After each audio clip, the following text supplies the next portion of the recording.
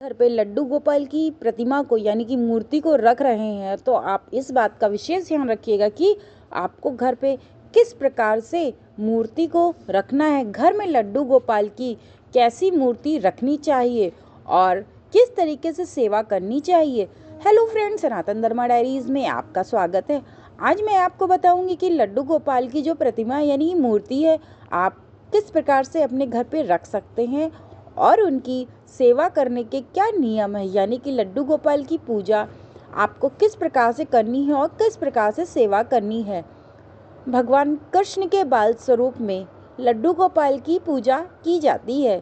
कई घरों में लड्डू गोपाल की एक छोटी सी बालक की तरह की पूजा की जाती है। इससे साधक के जीवन में सुख समृद्धि का वास बना रहता है। ऐसे में यदि आप भी अपने घर में लड्डू गोपाल की मूर्ति लाने का मन बना रहे हैं तो इससे पहले इन बातों को जरूर जान लें। आखिरकार ऐसी कौन सी बातें हैं और किन बातों का आपको विशेष ध्यान रखना चाहिए। हिंदू धर्म में लड्डू गोपाल की सेवा को लेकर के कई नियम बताए गए हैं। यदि इन नियमों का ध्यान रखा जाए तो व्यक्ति को लड्डू गोपाल की सेवा का पूर्ण फल प्राप्त होता है। इसी प्रकार लड्डू गोपाल की मूर्ति को लेकर के भी कई नियम बताए गए हैं जिसका ध्यान जरूर रखना चाहिए। आखिरकार कैसी होनी चाहिए लड्डू गोपाल की प्रतिमा। यदि आप भी लाने का विचार कर रहे हैं तो आपको इन विशेष बातों का अवगत करा रही हूँ और विशेष बातों का बहुत ध्यान रखना चाहिए। आखिरकार कैसी मूर्ति आप घर पे लेकर के आए जिससे आपके जीवन में सुख शांति समृद्धि का वास हो और भगवान कृष्ण यानी कि लड्डू गोपाल का आप सब पे आशीर्वाद बना रहे और सुख शांति समृद्धि आपके जीवन में वास करे। कैसी होनी चाहिए लड्डू गोपाल की मूर्ति। लड्डू गोपाल की मूर्ति बहुत ज़्यादा बड़ी नहीं होनी चाहिए, यानी कि आप जो लड्डू गोपाल की प्रतिमा यानी कि मूर्ति को जो आप ला रहे हैं इस बात का आप विशेष ध्यान रखिएगा कि लड्डू गोपाल की मूर्ति बहुत ज़्यादा बड़ी नहीं होनी चाहिए। आप अपने अंगूठे के आकार की या फिर 3 इंच की मूर्ति घर में रख सकते हैं। यानी कि आपको इस बात का विशेष ध्यान रखना है कि बहुत सारे लोग लड्डू गोपाल की बड़ी बड़ी मूर्तियां लेकर के आते हैं, बल्कि सच बात यह है कि लड्डू गोपाल की जो मूर्ति है वह बहुत बड़ी घर पे नहीं रखनी चाहिए, छोटी ही मूर्ति रखनी चाहिए।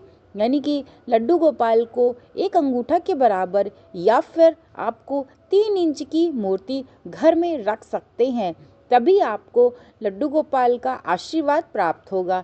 इसी के साथ लड्डू गोपाल की पीतल, तांबा, कांसा, चांदी या फिर सोने की बनी मूर्ति घर में रखनी चाहिए। इन बातों का आप विशेष ध्यान रखें। बहुत सारे लोग ऐसे हैं कि लड्डू गोपाल की मूर्ति को पत्थर की घर पे ला के रख लेते हैं, बल्कि लड्डू गोपाल की मूर्ति को पत्थर की बिल्कुल भी नहीं रखना चाहिए। ये बात का ध्यान रखें कि आप जो लड्डू गोपाल की मूर्ति लेकर के आ रहे हैं वह पीतल, तांबा, कांसी, चांदी या फिर सोने की ही होनी चाहिए। इसके अलावा किसी और वस्तु की नहीं होनी चाहिए, किसी और धातु की नहीं होनी चाहिए। वहीं अगर आप अष्ट धातु से बनी मूर्ति घर लेकर के आते हैं तो यह और भी शुभकारी होगी। यानी कि यदि इनके अलावा आपको कहीं से आप अष्ट धातु की यह मूर्ति बनवा लेते हैं, क्योंकि ऐसे अष्ट धातु की प्रतिमा नहीं मिलती है, आपको बाजार में दुकानों में जाकर के बनवानी पड़ती। यदि आप अष्ट धातु की मूर्ति को बनवा लेते हैं या तो यह बहुत विशेष फलदायी होती है और सभी मनोकामनाओं को पूर्ण करने वाली होती है।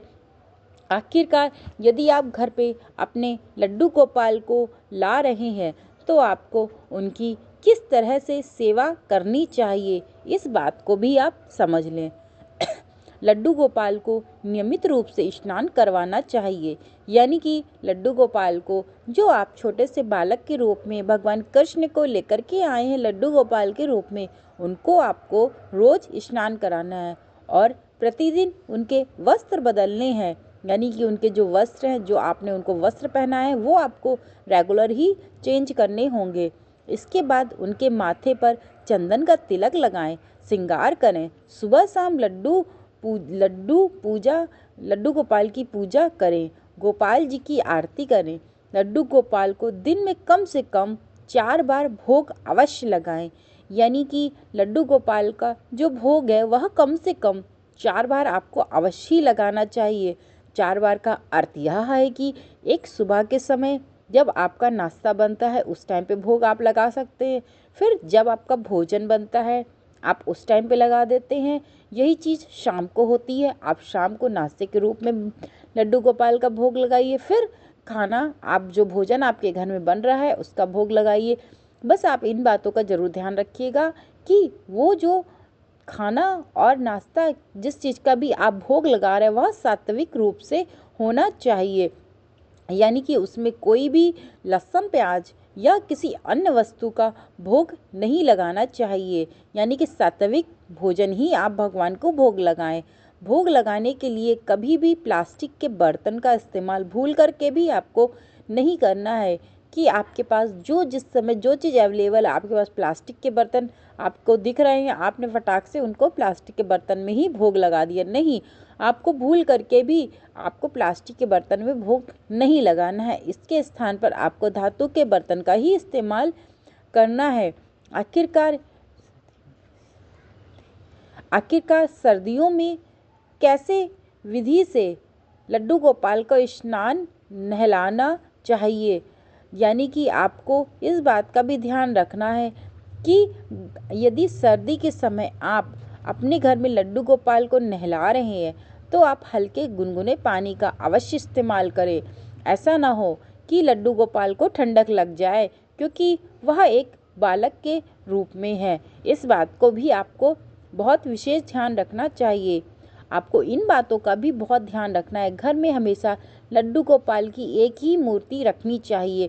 यानी कि आपके घर में यदि लड्डू गोपाल एक से अधिक होंगे तो उनकी पूजा अर्चना नहीं मानी जाएगी। यानी कि आपको लड्डू गोपाल की जो प्रतिमा है आपको केवल एक ही रखनी चाहिए। अगर आपके घर में एक से अधिक मूर्ति रखी है तो उनकी पूजा अलग अलग रूप में करनी चाहिए।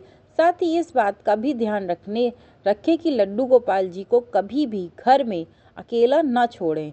यानी कि यदि आपके घर में लड्डू गोपाल की प्रतिमा है तो आप इस बात का ज़रूर ध्यान रखें कि आपको लड्डू गोपाल की जो प्रतिमा है उसको आप कहीं जा रहे हैं तो आप ले करके जाइए। आपको अकेले उस मूर्ति को नहीं छोड़ना है, क्योंकि वह मूर्ति एक बच्चे के समान है।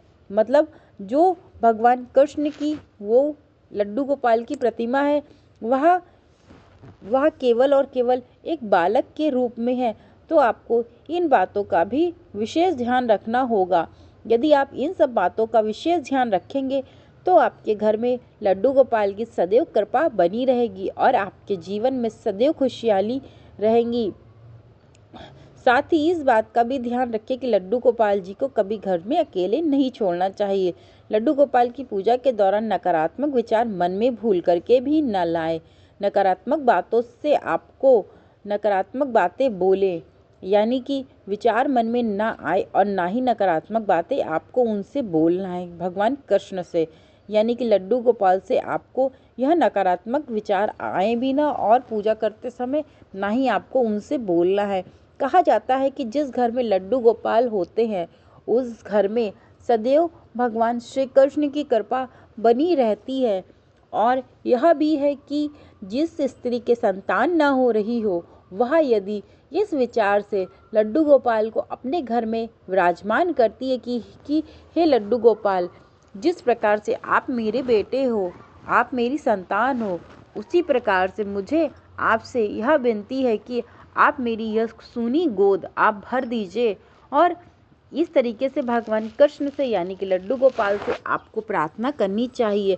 आप देखेंगे कि आपको लड्डू गोपाल घर पे लाए साल भर भी नहीं बीतेंगे, उनकी सेवा करते हुए 1 साल भी नहीं बीतेगा कि आपको कोई ना कोई खुशखबरी ज़रूर से ज़रूर मिल जाएगी। क्योंकि ऐसा माना जाता है कि ऐसा कहा जाता है कि जिस घर में लड्डू गोपाल होते हैं उस स्त्री की गोद कभी भी सूनी नहीं होती है।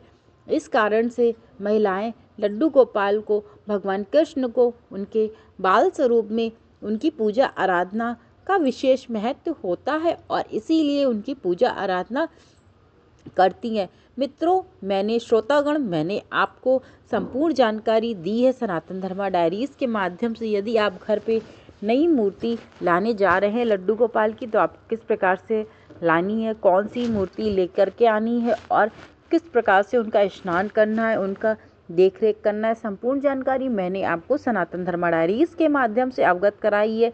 यदि मेरे द्वारा दी गई यह छोटी सी जानकारी आप लोगों को बेहद पसंद आई हो तो चैनल को लाइक, शेयर और सब्सक्राइब करना मत भूलिएगा। Thank you so much video को वॉच करने के लिए।